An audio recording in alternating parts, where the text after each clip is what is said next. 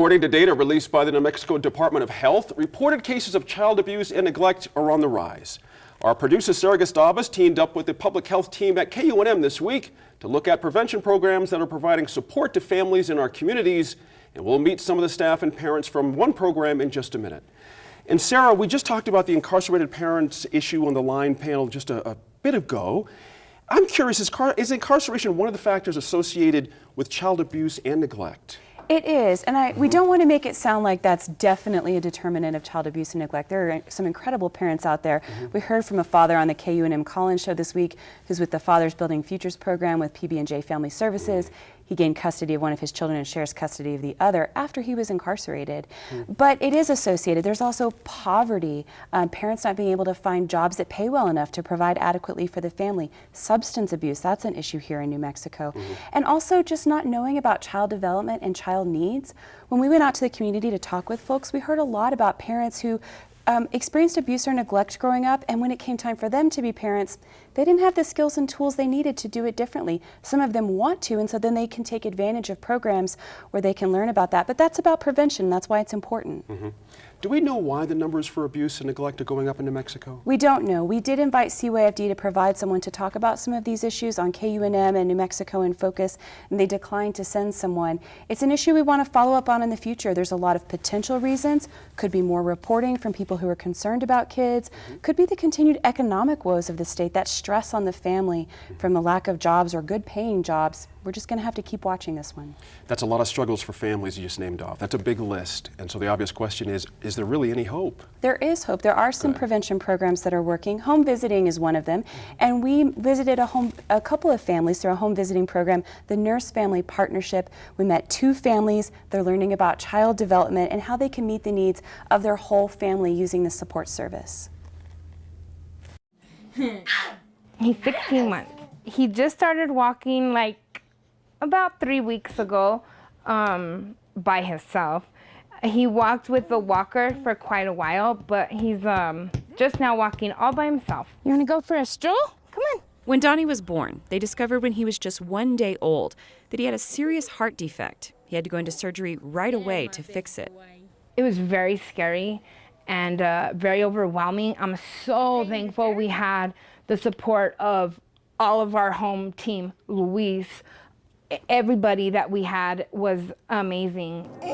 And not only because we had a special needs baby, any parent can benefit from it. Because when you're going through that childbirth process, you're so overwhelmed with everything. I mean, you need help. So how have things been going the last couple of weeks? It's been really well. We've made a lot of progress with... When nurses visit with families, they don't just talk about the baby. They also look at how the experiences of parents when they were children impact them today. In my caseload, I would say about 75 to 80% of the families, either the mother or the father or both, have experienced many adverse events in their childhood, including child neglect, abuse, sexual abuse, parents with mental illness, parents with alcoholism, parents who were incarcerated, absence of a parent for one or another reason.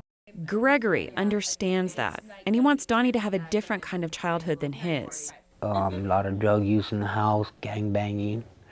My father and my uncles, my great uncles, all of us are all from the same neighborhood.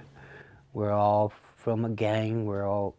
I followed everything that my father walked. I walked it more and some. I hit penitentiary way before he did. I was in the penitentiary at 16 years old.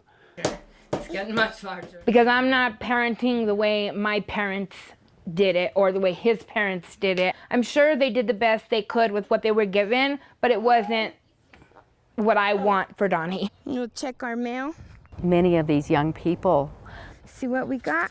are very clear about wanting to do it differently than the way they were parented. And it's a moment of opportunity for them to have a non-judgmental, caring relationship with somebody that's there to support them, to take delight in the advances of their children. And building that relationship of trust starts before the baby's born.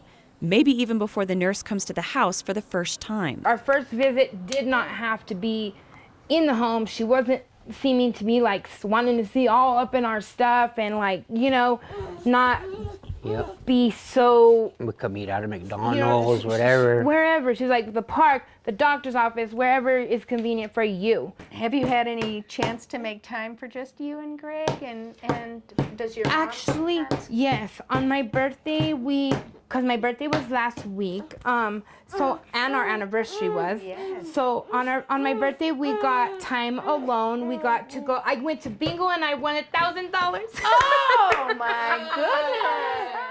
We often will come here to recruit, to see a patient for the first time, to visit during their appointment, so they can actually see us. We've discovered that what they call the warm handoff is really more effective. A phone number and a telephone call doesn't really do the same thing as somebody sitting with you and telling you about their program. They also go to schools to talk to young moms. That's how Raquel found out about the program. When I had Genesis, I was 16 years old. I was 1 month away from my 17th birthday. And when she turned 1, I turned 18 the year after that.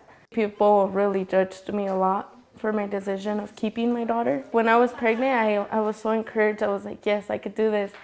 And when she was in my arms, I was just freaking out. I didn't know if I was going to be a good mom or if I was going to be able to maintain my responsibilities and be there for her.